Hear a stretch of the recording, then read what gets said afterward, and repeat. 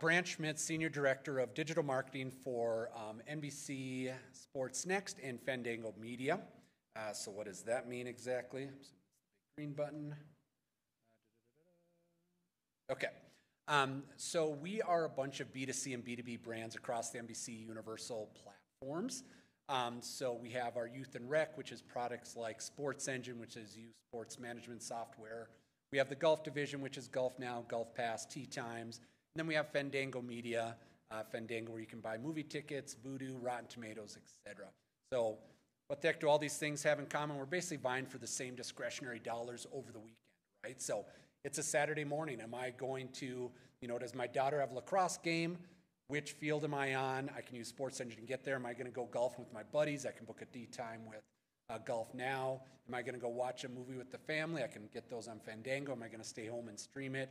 Am I going to watch the movie and then leave a review on Rotten Tomatoes? So that's how we all come together, or all these brands. So I lead a team of 30 digital marketers that really support all those different brands across the ecosphere. I might have to go back one. Okay, so about 6 weeks ago, actually backing up more of that, way back in the start of Q3, I sat down with my team and I said, all right, let's figure out where AI is going to play a part in our life over the next 6 months and over the next 6 years. I want to know everything that everyone's doing right now on their own with AI. Who's using ChatGPT for what? Who's using creative elements here or there? Let's just throw it all into a pile and figure out even what we're doing within our team. We already pride ourselves on the innovation team. My team consists of the performance marketing team and paid search and paid social and SEO and analytics. It's also the email CRM team, and it's also marketing operations. So how do we help our brand team get things out there? As a whole, we have a team of about 115, with a good chunk of those being creative and brand marketers. So it's our job as the digital marketing team to help them figure out what is the latest and greatest. So we sat down and kind of came with that and said, all right, what are we already using? Let's kind of share amongst our group. And then about 6 weeks ago, we presented to our larger marketing team to figure out how do we want to start utilizing AI in the coming year. And these were kind of the examples that they had. So sure, yes, on SEO and performance, but we want help with our project briefs. We want creative production and sizing. We want to be able to have help with our video editing. We want to automate our PowerPoints. God, if we could just not have to do another PowerPoint this week, that would be fantastic. Task and process automation. Part of our team is all the marketing operation. How do things get through that pipeline? So can we automate that? So we kind of took these 7, 8 different things, said, great, this is what we're going to figure out for the next year. So we looked at what are we already doing, and then what do we want to do for that moving forward. And part of that meeting was not only getting their ideas of what they want us to help them solve, but to kind of, like I said, pull back the curtain on AI. And it's not about, as a marketer, is AI going to take my job? No. But what you are up against is the other marketer at the other company that is using AI successfully. So we need to get behind it and start utilizing it, because that's what's going to give us job security, not trying to use artificial intelligence. So I'm going to walk through just a couple of examples of kind of how we're utilizing it and what we're utilizing.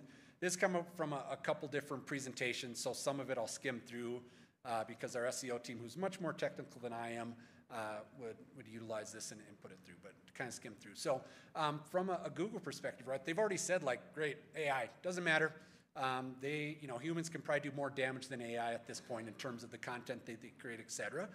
So we've leaned into that. We've done a lot of things to kind of push that AI-driven content into Google from an SEO standpoint, or using the EAT tool here that some of you guys are probably familiar with, the Jonathan Boshoff tool. So we really lean into that, and how do we utilize that as our internal team. But we also use tools kind of complementary to those. And when we I should point out, when we sat down and asked the internal digital team, like, what tools are you using? We had a list of 40 tools, like, within a couple hours. And some of those overlapped, and they kind of did similar things. So then we narrowed it down to, okay, great, what are the dozen or so that we think are kind of best in class? And really now what we need to do is sit down and figure out what we move forward with in 2024. But even some of these tools already, so if you guys, ChatGPT, everyone's obviously heard of that at this point, but also tools like Surfer and Jasper, we use those quite a bit for our content. An interesting note, and I guess I didn't realize this is either, but from ChatGPT, I heard on a seminar a couple weeks ago that ChatGPT is basically using information up and through 2019, and then ChatGPT 4 is using it up through 2022. So you also have to realize, like, even using tools like ChatGPT, it's 4 years old, almost 5 years old at this point, right? The data that they have and that they're gleaming from. So you have to keep some of that in mind as you're utilizing it. But of course, they're just going to continue to get stronger and more prolific as we go. Man, too fast on these. So we use Jasper across both social, organic, a whole bunch of things. It can create copy for you. It can kind of personalize that across the different channels that we're utilizing. And so right now we're using it to generate article content, but we really want to use it for email copy in the coming year, for paid ad copy, video script, press releases, right? If we can have our basic formula of, here's this product and here's all the key points, and then we let Jasper, another tool, go figure out, great, here's how we should utilize that across email, here's what it looked like in a press release, here's how we'd speak about it on Twitter versus Facebook versus Snap, etc. It takes some of those things into account and also can help us make sure that we're utilizing our brand voice. Some of the timeline stuff, it's funny, you even look at from September on, I don't know how many partners that we're currently using have reached out to us and said, hey, by the way, I don't know if you guys knew, but so-and-so, our new AI tools, releasing in October, releasing in January, releasing in November. So even all these big behemoth companies, and a lot of it's just rebranding, right? So an example is Salesforce Marketing Cloud that we use on the email side. Their whole conference this year was around AI and Einstein. Well, Einstein's been around for 5 years at this point, but that was their focus point of, here's our AI. So it's a lot of these companies even selling you on what their version of AI may be, even if it's been around for years.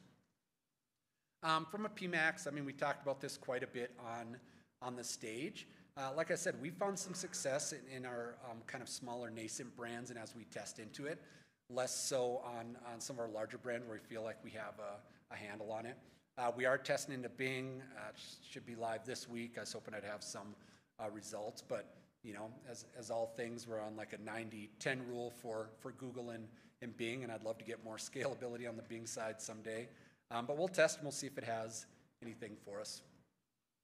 On the Meta side, we've used Meta Advantage Plus as well. We actually did this probably back in last spring, and we had some pushback right away from our design team on the branding elements. Like, it just didn't fit our brand. It was a little bit too loosey-goosey, so we shut it off. We're going to start testing it again here in probably early 2024, but frankly, that was one where we probably were too much of an early adopter, and it just didn't do what we needed it to do. It was too loosey-goosey with our brand. A CRM example here with Marketing Cloud Einstein, which I just mentioned. We do a lot of things where we don't think of email and CRM and performance as separate. We kind of bring those together, right? So we have campaigns where we're looking at what is the email component of that, and then how are we pushing that into the search and with lookalike, et cetera, different things. So we're testing some things here with Marketing Cloud, Salesforce Marketing Cloud, and their version, which is Einstein. Midjourney. Midjourney is an interesting one from a creative content standpoint. And this was brought to us by one of our performance marketing managers, and he was using it just kind of on his own to create some creative. And I'll show you some examples that he kind of came up with here. But if you guys are like us, there's never a lack of things to be done and things within the orders for the creative team. So trying to get something in front of them, especially net new, to try to get them to work on or take a version and version it out is tough. So where we found success is coming to them with general ideas of what we're trying to do and then let them formulate it for them. So I know this is kind of hard to read, but up top is what the actual prompt was. So on the left is for our Fandango brand, right? Realistic looking product advertisement for Fandango that includes large Coke and popcorn. Great. We take this, we gave this to our creative team, and then they actually made it our own, right? or the one on the far right is for Sports Engine, which is our B2B software for youth sports. Child soccer player in a soccer uniform, mid-kick to that soccer ball on a soccer field in the rain, looking very dramatic, and it came back with that, right? So the one on the right's probably more off-brand than we'd actually utilize, but I find it interesting that we can start here and kind of go into the room with some half-baked ideas as we start generating or ideating with our team. That's mid-journey. And frankly, most of these examples are free examples. We're also looking at what are some of the different enterprise versions of different tools that we can utilize, and that'll be part of our 2024 budgeting. But a lot of these are free tools that we're using. So Fireflies, anyone in here using Fireflies or Read AI or any of those versions? Yeah, amazing, right? It will take notes, give you what your action items are, what your follow-ups are, absolutely fantastic. We are using this right now just for that, right? It's in on our meetings with us. It's creating action items for our project managers to come back to the team with. It's on a personal note, I've really loved Fireflies. All right, a couple use cases, and this is really small print for you guys probably, or maybe just for me. So like I said, we've been using AI to create some content, and we've had some fantastic results. As I touched on the stage, it's actually allowed us to bring on an additional headcount for our SEO team in 2024 because we've proven that they can help us actually create the content and drive results, and we don't have to lean on the creative team that is already taxed with it. So on the Fandango side, we created a blog that had 64% surge in clicks. We've also utilized it to create a whole bunch of essentially celebrity pages, right? So something we'd never have the bandwidth to do or to be able to get our engineering team to get those pages up for us, right? So great, here's all the movies that Brad Pitt's in, or here's all the latest Julia Roberts things. And those are just things we've tried for years to try to do and just got pushback. There's just no bandwidth. So utilizing AI to help us create and then upload those. On the golf side, actually our top performing, I don't know what the numbers say here, on 30% rise in clicks, but actually our top performing blog post for Golf Now is AI created content, which was what is the best smart app or smart watch for golfing. And that's been our #1 driver for the year. Apple Watch, by the way, was the winner there. But we didn't have to rely on our copywriters. Their main job is writing travel blog posts and getting people excited to go, golf in Ireland and buy a golf trip, et cetera. They didn't have time for doing things like products enhancements, et cetera. So part of that is we sat down with them and made sure that they weren't threatened by this. And frankly, the first time they were. I got a call from my peer, their boss, and was like, hey, I guess there was a meeting where your team told my creative team that you're going to start writing all the blog posts. I'm like, no, back up. So we had to get that buy-in, right? Because the first thing was like, oh, scary, AI, it's going to take my job. And say, no, we're just going to do the things you don't want to do or don't have the bandwidth anyway, and then you can figure out if you want us to push these live or not. And then we use these on the youth sports side. We have a lot of different segments, right? So here's content for football versus basketball versus lacrosse, and utilizing tools to try to individualize those and quickly get those up and going.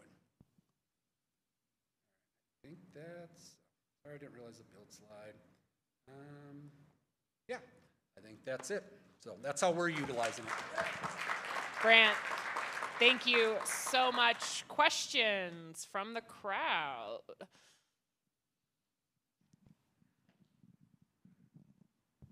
Greetings, Steven Spewak here with Hallow. Thank you for some SEO content. Appreciate that. I was curious if you could dive into a little bit more of your workflow for the Fandango AI generated blogs. You mentioned it also assists in publishing. Like, how does that look and feel, and like CMS you're using, and how does that work? Yeah. So it's a homegrown CMS, which is always the kiss of death for us marketers, right? So we're actually using Zapier to push some of that in. So it's funny because Zapier's been around, or I've been using Zapier for years in terms of some of our fintech and like pushing through payments, et cetera, and some different things. But they've actually started doing a bunch of things where they're connected with a lot of different places as well. So yeah, so we actually use Zapier. So we have the content living separately over here. We were able to get the engineering team to agree to allow us to connect Zapier as opposed to us handing them files and them loading it up, which is whatever. That's their fault for building the CMS the way they did years ago, but yeah, that's how we get it in.